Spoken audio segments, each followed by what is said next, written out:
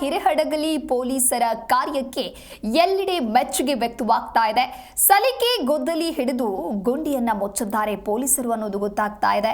ಹಿರೇಹಡಗಲಿ ಪೊಲೀಸರಿಂದ ಈ ರೀತಿಯಾದಂತಹ ಕಾರ್ಯವನ್ನ ಮಾಡಲಾಗಿದೆ.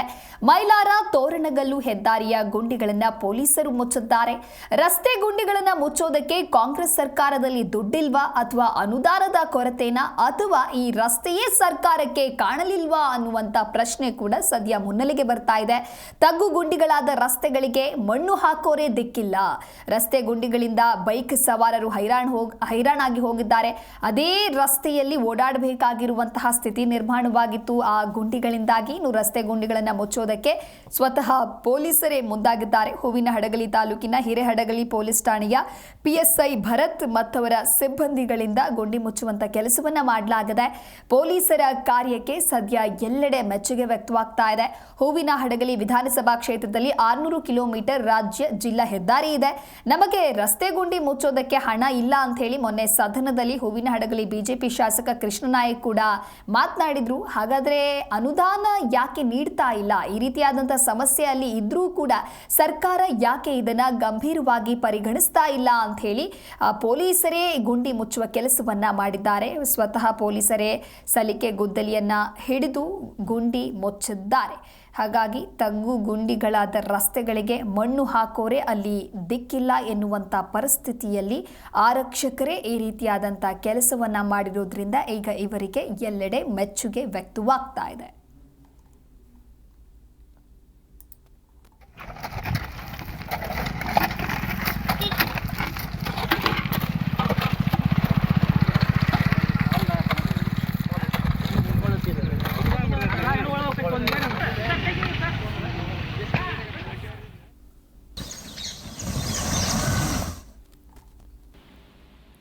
ಈ ಕುರಿತಂತೆ ಮತ್ತಷ್ಟು ಮಾಹಿತಿಯನ್ನ ನೀಡಲಿದ್ದಾರೆ ನಮ್ಮ ಪ್ರತಿನಿಧಿ ಮಂಜುನಾಥ್ ಹಿರೇಮಠ್ ದೂರವಾಣಿ ಸಂಪರ್ಕದಲ್ಲಿ.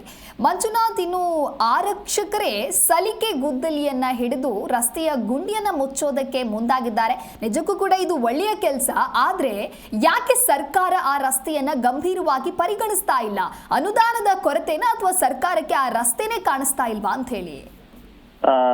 ನಿಜಕ್ಕೂ ಕೂಡ ದಿವ್ಯಾ, ನೋಡ್ಬೋದು ವಿಜಯನಗರ ಜಿಲ್ಲೆ ಹೂವಿನಹಡಗಲಿ ತಾಲೂಕಿನ ಪ್ರತಿ ಗ್ರಾಮಗಳ ನೋವಿನ ಕಥೆ ಇದು. ಪ್ರತಿದಿನ ಕೂಡ ಈ ಒಂದು ರಸ್ತೆಗಳಲ್ಲಿ ರೈತರು ಪ್ರತಿದಿನ ಆಂಬ್ಯುಲೆನ್ಸ್ಗಳು ಓಡಾಡ್ತವೆ, ಬಡವರು ಎಲ್ಲಾ ವರ್ಗದ ಜನ ಕೂಡ ಈ ರಸ್ತೆ ಮೇಲೆ ಪ್ರಯಾಣ ಮಾಡ್ತಾರೆ.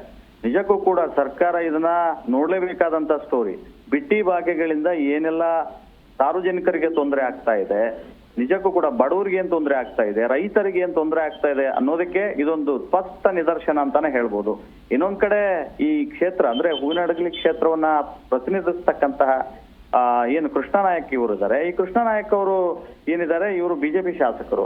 ಈ ಬಿಜೆಪಿ ಶಾಸಕರಾಗಿರೋದ್ರಿಂದ ನಿಜಕ್ಕೂ ಕೂಡ ಈಗ ಪ್ರಸ್ತುತ ರೂಲಿಂಗ್ ಪಾರ್ಟಿ ಕಾಂಗ್ರೆಸ್ ಗವರ್ನಮೆಂಟ್ ಇರೋದ್ರಿಂದ ಒಂದ್ ಕಡೆ ಹಡಗಲಿ ಶಾಸಕರು ಕೂಡ ಅಧಿವೇಶನದಲ್ಲಿ ಅಸಹಾಯಕತೆ ವ್ಯಕ್ತಪಡಿಸ್ತಾರೆ. 600 ಕಿಲೋಮೀಟರ್ ಇರ್ತಕ್ಕಂಥ ರಾಜ್ಯ ಹೆದ್ದಾರಿಯಲ್ಲಿ ಗುಂಡಿಗಳನ್ನು ಮುಚ್ಚೋದಕ್ಕೂ ಕೂಡ ನಮ್ಮಲ್ಲಿ ಹಣ ಇಲ್ಲ ಅಂತಕ್ಕಂಥ ಒಂದು ಅಸಹಾಯಕತೆಯನ್ನು ಕೂಡ ವ್ಯಕ್ತಪಡಿಸ್ತಾ ಇದ್ದಾರೆ. ಇನ್ನೊಂದ್ ಕಡೆ ಆರಕ್ಷಕರು ನೋಡ್ಬೋದು, ಭರತ್ ಅಂಡ್ ಟೀಮ್ PSI ಆಗಿರ್ತಕ್ಕಂತಹ ಭರತ್ ಮತ್ತು ಅವರ ಆರಕ್ಷಕರು ಕೂಡ ಎಲ್ಲರೂ ಕೂಡ ಗುಂಡಿಗಳನ್ನು ಮುಚ್ಚತಕ್ಕಂತ ಒಂದು ಮಾನವೀಯ ಕಾರ್ಯವನ್ನು ಕೂಡ ಕೈಗೆತ್ತಿಕೊಂಡಿದ್ದಾರೆ. ಎಲ್ಲೆಲ್ಲಿ ಗುಂಡಿಗಳಿದಾವೆ ಅಂದ್ರೆ ಆ ಭಾಗದಲ್ಲಿ ಓಡಾಡ್ತಕ್ಕಂತ ಸಾರ್ವಜನಿಕರಿಗೆ ತೊಂದರೆ ಆಗ್ತಾ ಇದೆ ಅಂತಕ್ಕಂಥದ್ದು ಕೂಡ ಮನಗೊಂಡು ಬಿಟ್ಟು ಅವರೇ ಸ್ವತಃ ಏನು ಗುದ್ದಲಿ ಪಿಕಾಸಿಯನ್ನು ಹಿಡಿದ್ಬಿಟ್ಟು ಪುಟ್ಟಿಗಳನ್ನು ಹಿಡಿದ್ಬಿಟ್ಟು ಆ ಗುಂಡಿಗಳನ್ನ ಮುಚ್ಚೋದಕ್ಕೆ ಮುಂದಾಗಿರ್ತಕ್ಕಂಥದ್ದು. ಮತ್ತು ಈ ಹೂವಿನಹಡಗಲಿ ಟು ತೋರಣಗಲ್ ರಸ್ತೆ ಒಂಥರ ನರಕ ಸದೃಶ್ಯ ರಸ್ತೆ ಅಂತಾನೆ ಹೇಳ್ಬೋದು. ಈ ಬಗ್ಗೆ ಜಿ ಕನ್ನಡ ನ್ಯೂಸ್ ಸುದ್ದಿಯನ್ನು ಕೂಡ ಪ್ರಸಾರ ಮಾಡಿತ್ತು. ಮುಂದುವರೆದ ಭಾಗ ಅಂದ್ರೆ ಪೊಲೀಸರಿಗೂ ಕೂಡ ಇದೊಂದು ಕಂಟಕವಾಗಿ ಪರಿಣಮಿಸಿದೆ. ಪ್ರತಿನಿತ್ಯ ಕೂಡ ಇವರು ಕೂಡ ಇದೇ ಭಾಗದಲ್ಲಿ ಓಡಾಡ್ತಕ್ಕಂತ ರಸ್ತೆ ಆಗಿರೋದ್ರಿಂದ ಇದ್ರ ಬಗ್ಗೆ ಗಮನ ಹರಿಸಬೇಕಾದಂತ ಶಾಸಕರು ಮತ್ತು ಅಲ್ಲಿರ್ತಕ್ಕಂತ ಏನು ಜನಪ್ರತಿನಿಧಿಗಳಿದ್ದಾರೆ ಅವರು ಕೂಡ ಕೈ ಚೆಲ್ಲಿದ್ದಾರೆ. ಇದೆಲ್ಲಕ್ಕೂ ಮುಖ್ಯ ಕಾರಣ ಏನು ಅಂತ ಹೇಳಿದ್ರೆ ಈ ಭಾಗದ ಶಾಸಕರಿಗೆ ಅನುದಾನದ ಕೊರತೆ ಎದ್ದು ಕಾಣೋದ್ರಿಂದ ನಿಜಕ್ಕೂ ಕೂಡ ನೋವಿನ ಸಂಗತಿ ಅಂತ ಹೇಳ್ಬೋದು. ಅಧಿವೇಶನದಲ್ಲಿ ಈ ಬಗ್ಗೆ ಸ್ಪಷ್ಟವಾಗಿ ಕೃಷ್ಣನಾಯಕ್ ಅವರು ಮಾತಾಡಿದ್ದಾರೆ. ಅನುದಾನದ ಕೊರತೆ ಇದಕ್ಕೆಲ್ಲ ಕಾರಣ ಅಂತ ಹೇಳಿ. ಹಾಗಾಗಿ ಆರಕ್ಷಕರೇ ಸ್ವತಃ ಪಿಕಾಸಿ ಗುದ್ದಲಿ ಪುಟ್ಟಿಗಳನ್ನು ಹಿಡಿದ್ಬಿಟ್ಟು ಗುಂಡಿಗಳನ್ನು ಮುಚ್ಚೋದಕ್ಕೆ ಮುಂದಾಗಿರ್ತಕ್ಕಂಥದ್ದು Divya. Okay, thank you Manjunath ನಿಮ್ಮೆಲ್ಲ ಮಾಹಿತಿಗಾಗಿ.